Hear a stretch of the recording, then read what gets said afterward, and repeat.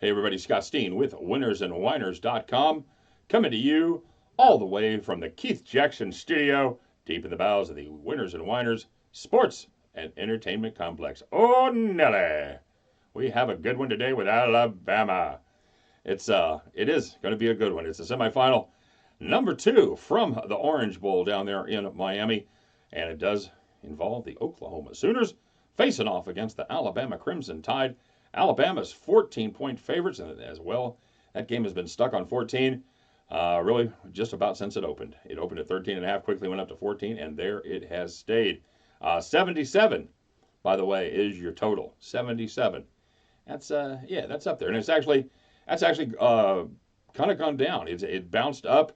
In fact, it was north of 80 for a while at some books, in the 81 to 83 range even, and then before settling back down to 77. Spoiler alert, 77 might be a little low. But we're going to take a look at the side here. And here's how they got there, by the way. Oklahoma, they won the Big 12 by beating Texas in the Big 12 championship game. And Alabama took care of business against the Georgia Bulldogs in the SEC championship game. Oklahoma is the only team of the 4 with a loss. Wow, way to go, you underachieving Sooners. They are 12-1. However, they're not good against the number, just 5-7-1 against the spread, while the over is cashed 10 times in their 13 games. The Alabama Crimson Tide, like we mentioned, perfect on the season, 13-0, 8-5 against the spread, and 9 overs versus just 4 unders. What a season for the Crimson Tide. And this was, like I said, when they were 8-5 against the number, they covered some hefty wood. The Tide was a favorite of 12.5 or greater in every single game. In fact, they only had 2 games where they were less than a 20-point favorite. They won 1 game by single digits this season, and that was the last game against Georgia, where they won by 7. And if anybody watched that game, you knew that was not actually that close. Georgia coming through the back door there to get the cover in the end.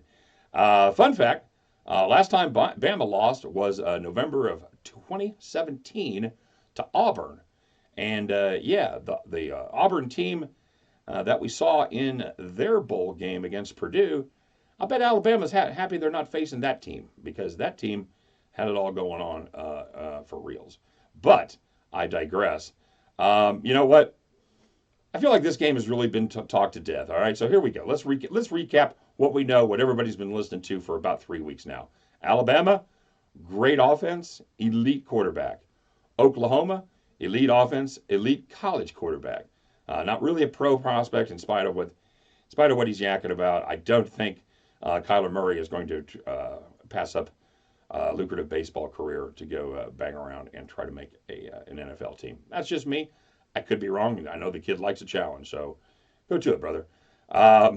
The Alabama defense, it's very, very good. It's great, but it's not quite elite. The Oklahoma defense, it's terrible. It's not quite D1. How bad is it? I heard you say it. It's so bad, they give up 524 yards to Kansas. Kansas, that's right, Kansas, KU, and 40 points. The Jayhawks hung a 4-0 on them. So that, my friends, is not good. Is not good at all. So the question is, can Oklahoma do enough to stop Alabama and give their offense a chance to cover, or even, perish the thought, win it outright? By the way, everybody, if you're checking this out before the first game starts, in case you're taking a money line flyer on Oklahoma and the Notre Dame Fighting Irish, if you were to put those 2 teams together in a money line parlay, 23-1. 23-1. So your $100 gets you 2,300 big smackers. So something to consider. Anyway, so let's check it out. Let's check out some historic trends here. All right. Oklahoma is only one of 2 bowl teams left right now that scores at least 30 points per game and gives up at least 30 points per game. The other, Oklahoma State. I don't know what it is about I-35, but they don't play a lot of defense, and they do like to toss the ball around. Historically, these teams that give up the 30-30 teams, they do very, very poorly in bowl season. Since 2005, they're 26-50-1 against the number. That comes out to 34.2%. And if that's not bad enough, the last 2 seasons, they are just 1-14. And of course, that does not count a game earlier this season that featured 2 teams that each were 30-30 teams. So 1-14 against the spread over the last two seasons come bowl time for these 30-30 teams. Here's the other thing. Alabama has a hell of a defense when it comes to the red zone. They buckle down when they compress the field. They do very well. They've got a young secondary, so the less space these guys have to cover, the better they do.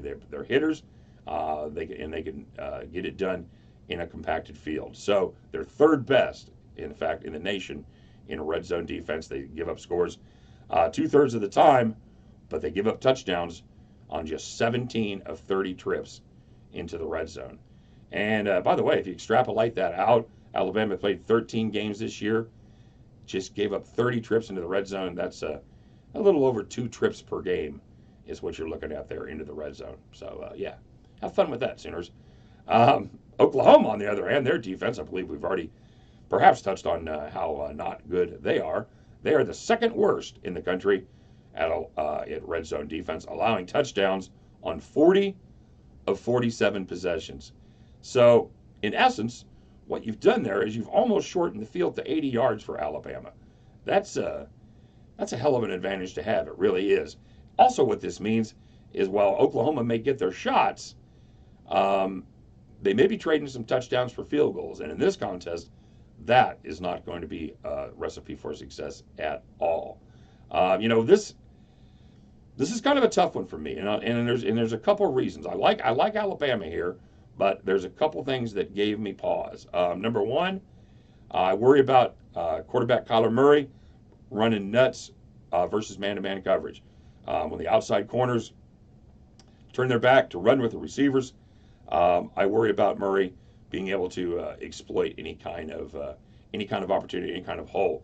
Now, Alabama is going to try some things. They usually like to send a spy, keep an eye on Murray, and he better do a good job because Murray is going to run, and he's going to get his yards. I don't think they faced anybody as elusive or as fast as Kyler Murray this season. The other thing I worry about a backdoor cover. If Alabama has a lead of less than 22 points and Oklahoma has the last possession, you can pretty much just put wings on your money and watch it fly away because they are absolutely going to drive down there for the meaningless touchdown and break your heart in the end. All that being said, I've got to take the better defense right here in this spot. I thought long and hard about taking Oklahoma. I think that they may give Alabama some fits on defense, but I think in the end, the Alabama offense is just too much. I don't think they're going to miss many opportunities against the Oklahoma defense, and I think Alabama can slow down Kyler Murray and the Sooners just enough so Alabama covers the 14 points. So that's my advice, everybody. Get down with me on the Alabama Crimson Tide minus the 14 points at the end of this game. You can join me as we head back to the window. Take care, everybody. Don't forget to like and subscribe. All that good stuff. Check us out on social media. We'll see you next time. Good luck.